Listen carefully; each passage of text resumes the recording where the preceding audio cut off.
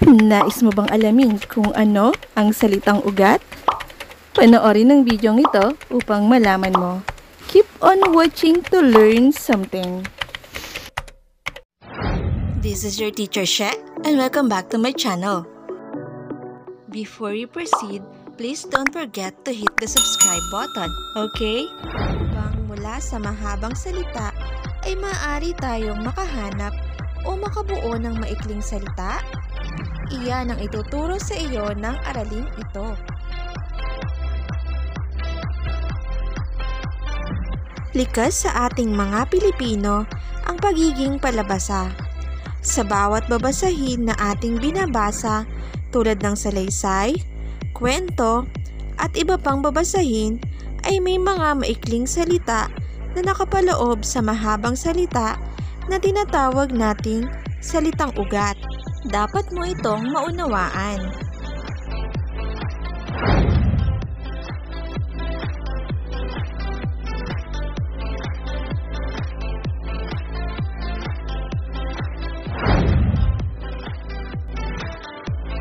Ang payak na salita sa isang mahabang salita ay tinatawag nating salitang ugat.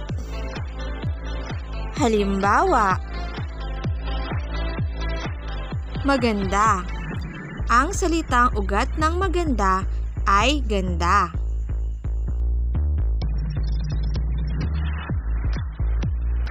Mayaman. Ang salitang ugat ng mayaman ay yaman. Kaligtasan. Ang salitang ugat ng kaligtasan ay ligtas.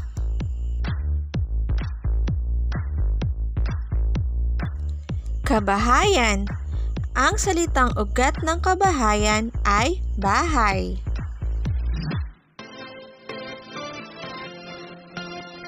Bilisan. Ang salitang ugat ng bilisan ay bilis. Lakadin. Ang salitang ugat ng lakadin ay lakad. Ang salitang ugat ay makikita sa mahabang salita dahil ito ay dinagdagan na ng panlapi. Narito ang mga halimbawa. Ang maganda ay dinagdagan ng unlaping ma. Kaya ang payak na salita na ganda ay naging maganda. Ang salitang ugat ay ganda. Ang mayaman ay dinagdagan ng unlaping ma. Kaya ang payak na salitang yaman ay naging mayaman. Ang salitang ugat ay yaman. Ang salitang kaligtasan ay dinagdagan ng unlaping ka at hulaping an. Kaya ang payak na salitang ligtas ay naging kaligtasan. Ang salitang ugat ay ligtas.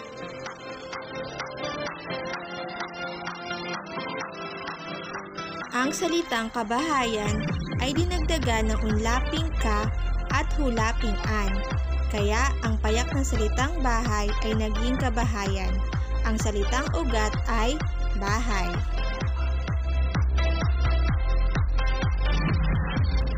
Ang salitang bilisan ay dinagdagan ng hulaping an.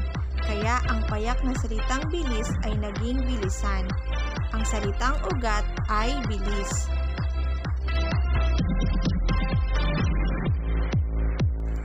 Ang salitang lakadin ay dinagdagan ng hulaping in. Kaya ang payak na salitang lakad ay naging lakadin. Ang salitang ugat ay lakad.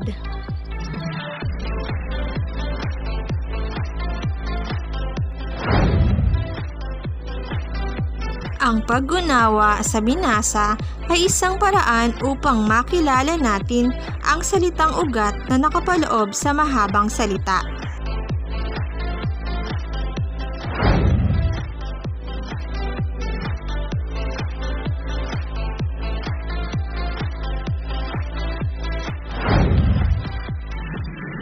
Subukan natin ng iyong natutunan.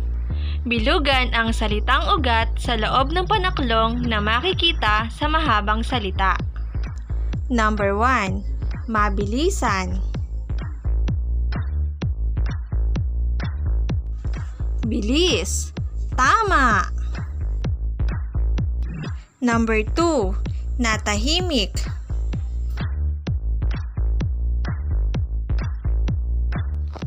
Tahimik. Very good. Number 3. Madalian.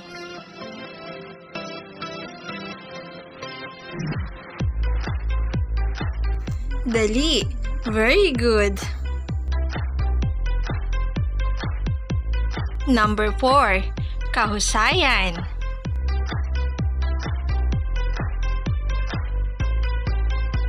Husay.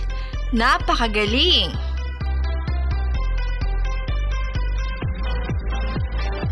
Number 5. Pahalagahan.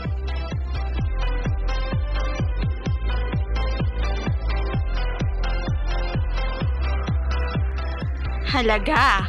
Napakagaling.